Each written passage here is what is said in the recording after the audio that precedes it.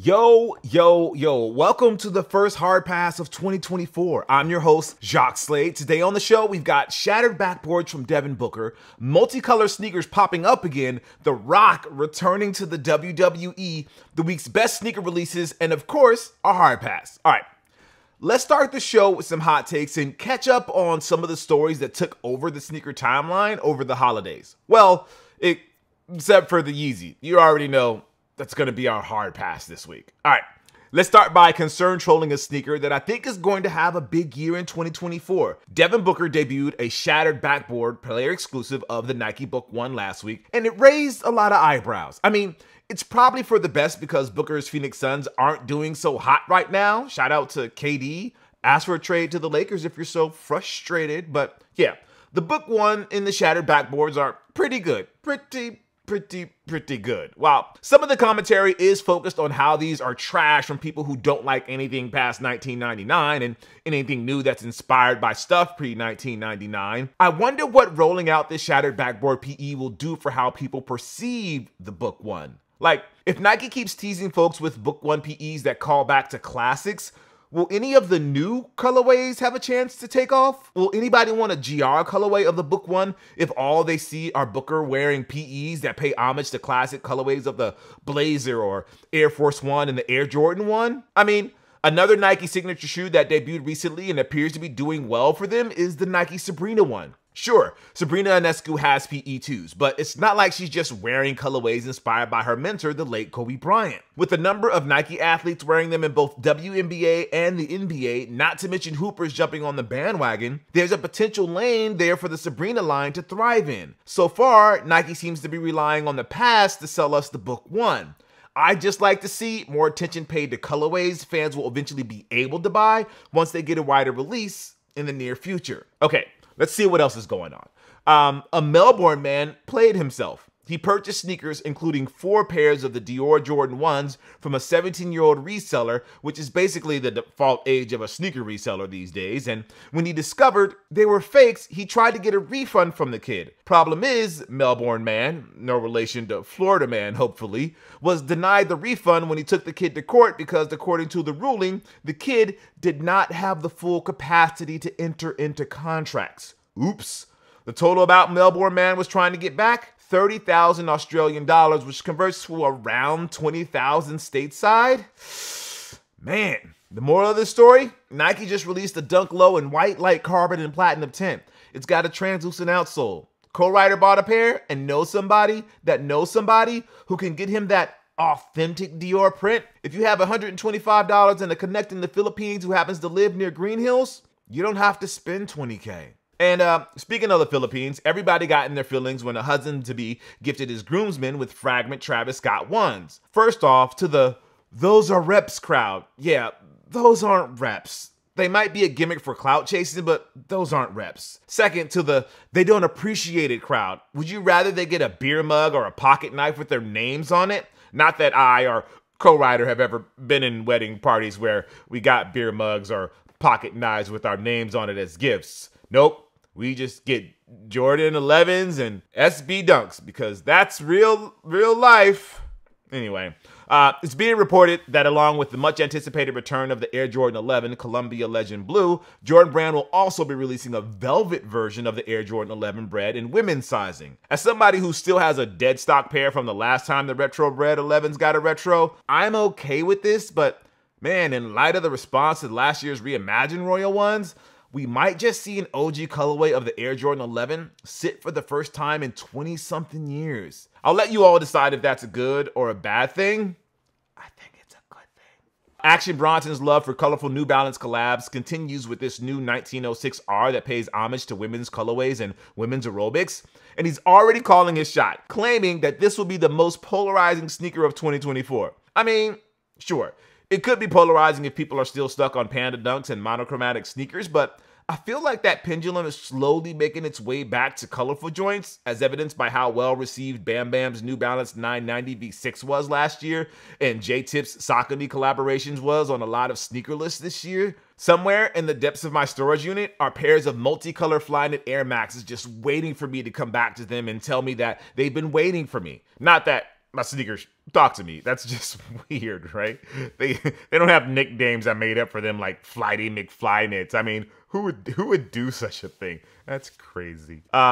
Jaylen Brown's one-sided beef with Nike continued through the holidays. In between wearing GT Cut 2s with the swoosh painted out, he wore the Nike Kobe 6 Reverse Grinch for the big Christmas Day game against my Lakers, sans the swoosh. Yeah, I don't know if raging against the machine by wearing the machine's shoes is the path that I would take, but okay, whatever. Like, Kyrie's moved on and he's wearing Antas now. Not sure if Kai needs anybody to sneaker cape for him anymore. If Nike wanted to be petty about this whole thing, they would add even more swooshes exclusively to Jaylen's jersey. But I don't see Nike doing that because they either don't care or have no idea somebody's even mad at them. I don't think Jaylen's gonna convince anybody to not buy Nike as long as he's wearing painted out Nikes. Nor do I think his cause is going to be taken seriously when he's walking to the arena with a Gucci bag and Gucci sweater. Look, if you want to live that independent brand life, gotta go all the way with it, man. Anyway, all right, our pick of the week is the Nike Air Max 90 Gore-Tex in bright crimson. This is on the 11th for $160. You actually might be able to buy this pair right now ahead of the release date, so check it out if you're interested to see how Nike pulls this off.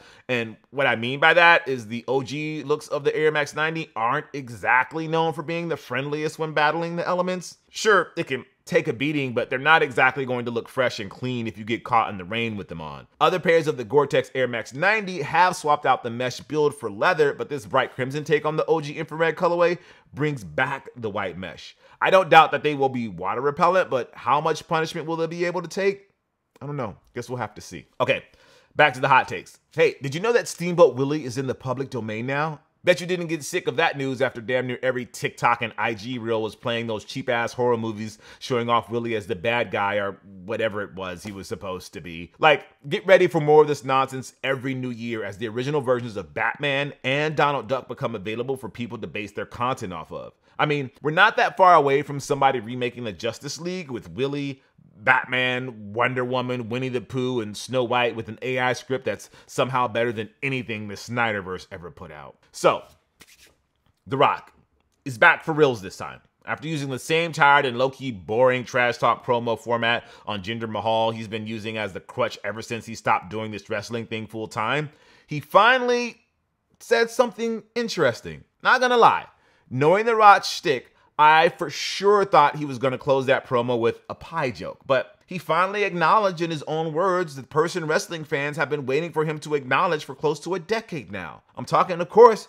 about the tribal chief, Roman Reigns. Look, even though we do our fair share of clowning of the people's champ on this show, because it's funny to us, there's no denying his spot among the greats of this form of entertainment. And putting him side by side with WWE's designated final boss to headline WrestleMania for what better be his final match is guaranteed box office. I say better be his final match because while The Rock looks as ginormous as he's ever been, he sure did look and sound winded after that small tussle with Jinder. Anyways, we're recording this before Roman Reigns is scheduled to pop up on SmackDown, but depending on what he says, this feud is either on or Endeavor needs to drop an even bigger bag on The Rock because you don't say what The Rock said and not follow up on it. That would be like that time Michael Jordan said during his Hall of Fame speech that he might come back. I don't know about y'all, but I'm still holding out hope for that one. I wouldn't even care if he came back to playing the big three. I'd still watch, just like we're all going to watch The Rock if this latest tease of a comeback is legit. Apologies to everybody trying to finish their story, though.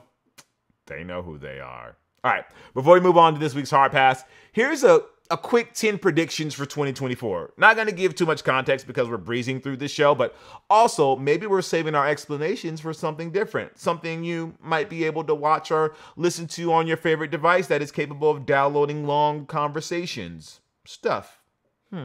Anyways, here's our 10 predictions. Number 10, the nostalgia for early 2010 culture begins. Number 9, Nintendo Switch 2 announced by April, dropped by Thanksgiving, launch title, Wind Waker 4K. Number 8, Deadpool 3 makes Avengers level money.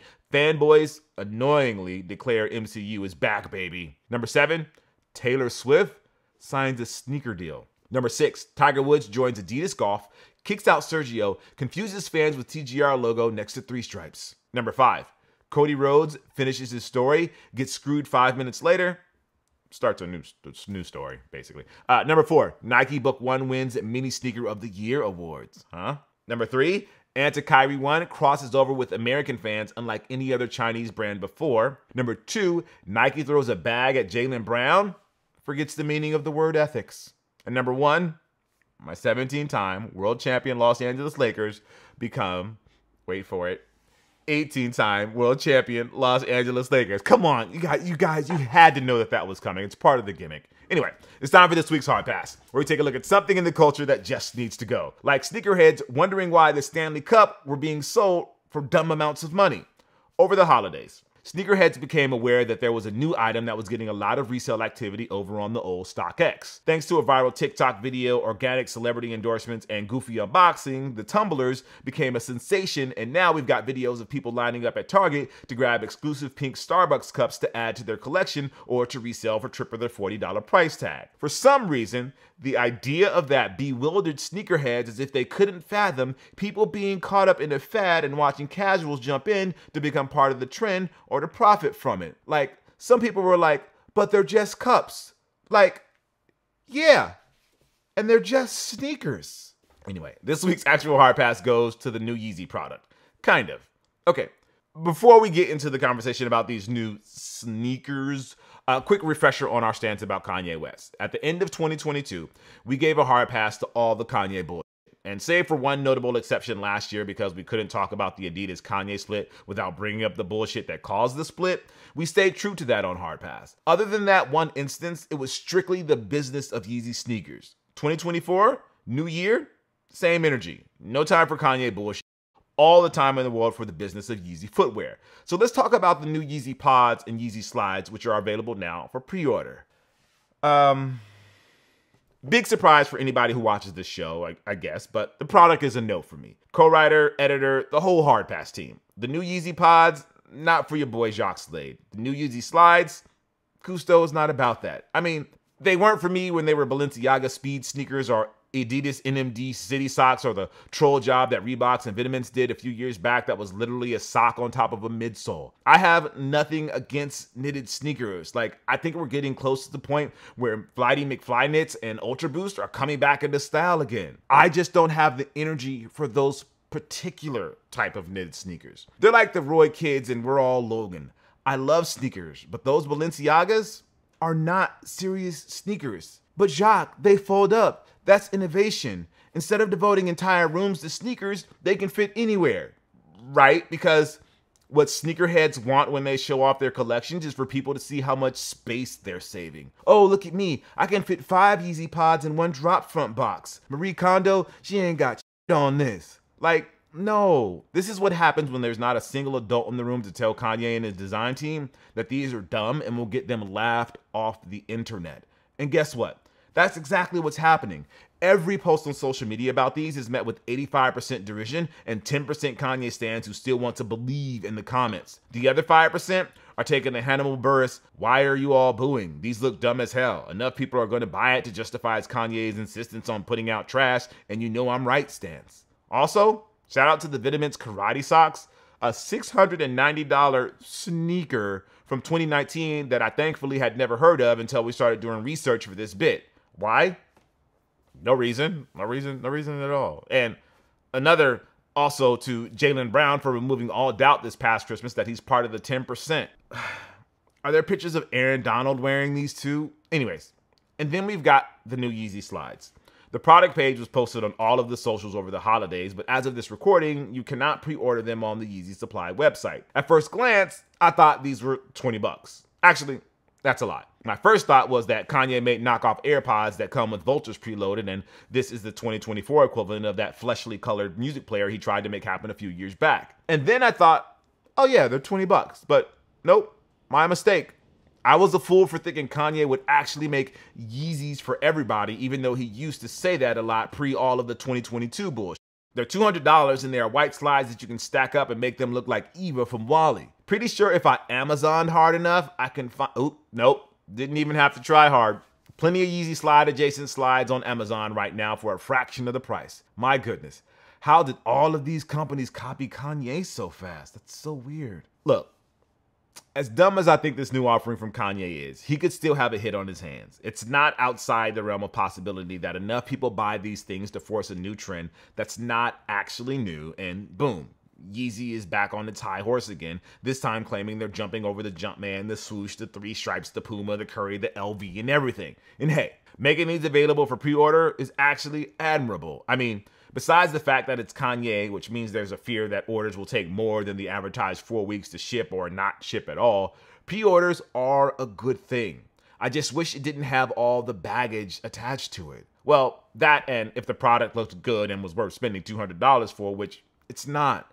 Like, sell the pods for $100, and even I might consider buying one out of curiosity. I'd never wear them except for the inevitable video that I would do, but at least I can write them off as an intellectual exercise that I can fold and hide inside one of these drop front boxes, because I'd be so ashamed if somebody came into the studio and saw them. Don't want to spark anything with those shoes. Shout out to Marie, wherever she is, now that she's no longer a meme.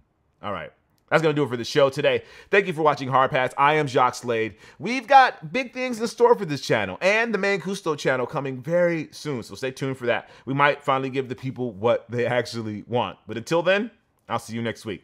If you'd like to possibly be featured in a future episode, call us at 818-493-9325. Leave a short message, your socials if you want, no more than 30 seconds. All right, I'll see you next week. Peace.